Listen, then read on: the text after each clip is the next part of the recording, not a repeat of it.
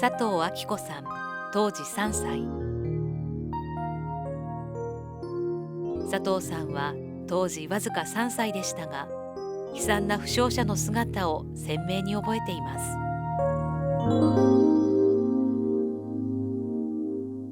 す。その日母が安で麦をどこかの土地を借りて作ってたらしいんですね。それを教室っていうのがその当時あって、教室するために私を連れて、安に向かってたらしいんです。その教室に行くために今の朝動物園のとこからちょっとこう下るんですよ。今はハイウェイになってもそれよりちょっとヘリに昔の道が残ってるんですよね。かなり急な道が。そこを歩いていると炸裂した爆風で母の話ですけど私が飛ばされたっていうんです。棚田っていうじゃないですか。田んぼがちっちゃいのがこうそういうとこだと思うんですよね。だからこの道から田んぼにポーンと飛ばされたんじゃないかなと思うんですけどね。で本当に私はほとんど覚えてないんですけど、覚えてるのはその日大場のうちの表にですね、門のところに立っていると町の方からものすごい人の群れがだから被災された方がよろよろよろよろ歩きながら逃げてこられてるんですよね。でまたそれが私の3歳のおかしな思い出なんですけど、一人のおじさんがこの胸が全部シャツが破れて真っ赤な肌が出てて血が流れてたのをなんかすごく強烈に怖くって泣いた怖いよって泣いたらしいんですけどね。でも他の人でも結局みんなねすごいもう歩くのがやっとの人たちがもうよれよれと歩いて逃げてこられた姿だと思うんですけどね。ただ私はたった一人のおじさんの姿を覚えています。だから結局原爆の見たことっていうのはもう怖いよって泣いたのがなんか写真をカシャカシャッとやったような感じで覚えています。その日は兄たちはね、兄は学校に行っててすぐ校舎の後ろの方に逃げていって、それでしばらくして落ち着いたからもう家に帰れっていうんで道中に黒い雨にあったと言ってます。姉はその日松屋に昔ね戦争中集めてたから近所のおじいさんやおばさんやいろんな人と56人で野瀞山っていうんですけど、その山に登ってます。名乗だったと思うんですけどね、その山に登って広島市内がもう全く見えるところに行ってたんですって。でだからキノコ雲もそれでなんか資料館に行ったらちゃんとはっきりしたこと言えるんですけどなんか3つ火の玉みたいなのが上がってとかいうのがうちの姉が証言してます、資料館で。でだから姉もその松ヤニを取って帰る道中にその黒い雨にあって、いつ頃帰ったかそれも私わからないんですけど、うちに帰ったらもうかなり暗かったと思うんですよね。で大きななんかお鍋だったんか何だか知らないですけど、大きな入れ物に真っ黒い水が溜まってて、でお月さんが真っ赤でした。その満月だったんでしょうね。なんかこんな真っ赤なお月さんはもう覚えてます。で付け加えれば姉がね母の実家も私たちも湧き水が出る池がありまして、それを飲み水に使ってましてね、その水を汲みに行ったらなんかねこんな今ジェリーっていうじゃないですか、なんか固まったようなものがこんな大きなのができてて、だから50センチぐらいあるんですかね、そんなのができてて、でそれを捨てなきゃ水を汲めないっていうんで釈してそれをこう取ってパーッと土の上に投げた言うんですよ。だけどそれが14歳の女の子ですよね。こうして入れたらパーッと散らがるんですって。それでも大きいのから投げて捨てて投げて捨ててしたけど、結局ちっちゃいのが池中に広がってしまって仕方ないからそれを汲んで帰ってお茶を沸かしたりとか、その当時はきっとお粥ですよね、大根の入ったお粥を食べてたからそういうものを使ったらしいですね。だから3週間から4週間みんな下痢をして、でもそれは私もいろんな人から聞くんですけど、もうその後山エリアの人はみんな3、4週間は下痢をしてるって、雨に打たれてなのかそれとも水を飲んでそうなんかそれは分からないですけど、中広本町に母の妹家族が住んでます。その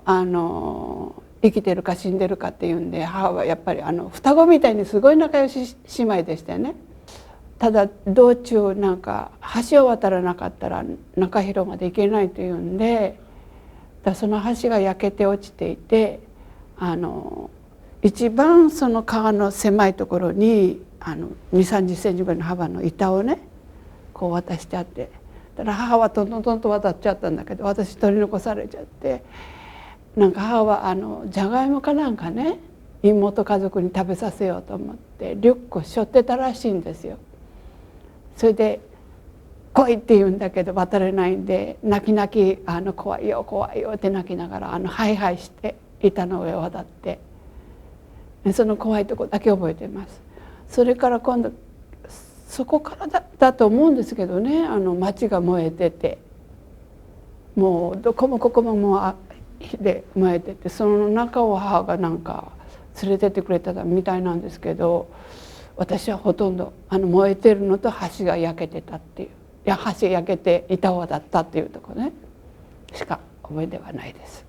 ただ姉の話、姉と兄はまた私たちが行った2、3日後にまたじゃがいもを運んでいったらしいんですね、おばのうちに。でおじいさんが胸っていうんですか、家の一番大きな材木が、それがちょうどお腹にポチャンと落ちて即死で、いやもちろんぺっしゃんこになってて、でおば一家はですね土手に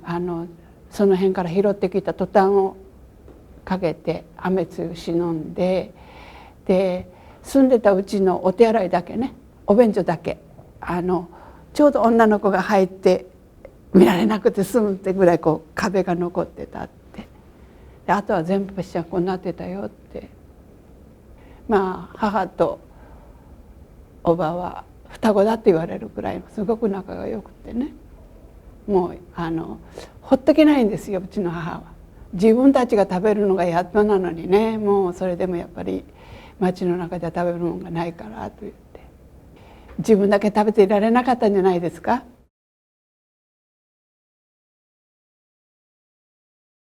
母の実家に市役所から来られたそうです。ここの辺りは黒い雨が降りましたかって。そしたら言ったそうです。降っておりません。みんな下痢をして大変だったのに、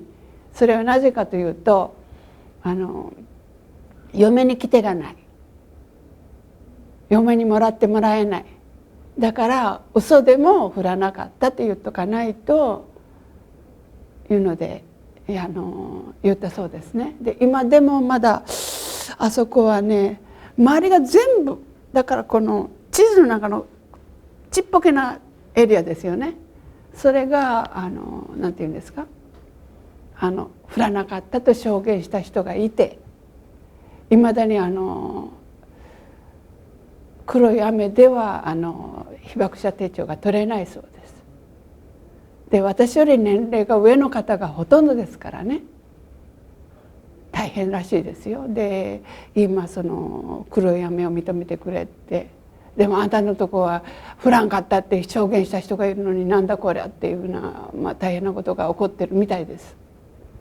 だからその当時はやっぱり嫁に行けんかったら、嫁が来てくれんかったらっていうのが一番の問題だったみたいですよ。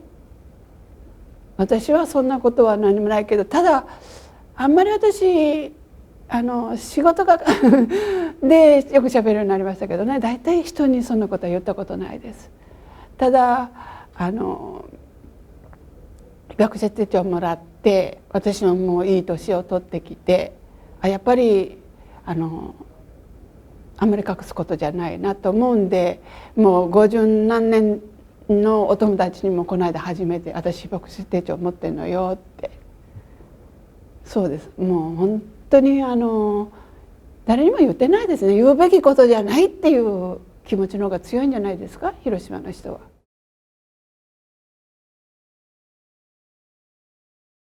今現代の大人がですね、子どもたちにやっぱり喧嘩したら片方だけなくて両方聞いてあげて、できるだけいじめにならないように親が背中を見せるっていうんですか、向こうではよくリフラクションとも言われます。親のリフラクションで「あそこの子供は素晴らしいね」って「親のリフラクションってすごいね」っていうのを私はよく聞きました。だから今この日本もね、原爆もいけないです、戦争もいけないです、もう絶対やめてほしい、もう二度とあってはいけないことです。だけど今生きてる私たちが、大人が子どもたちにいいリフラクション、いい背中を見せてあげたらいいんじゃないかなと私は思います。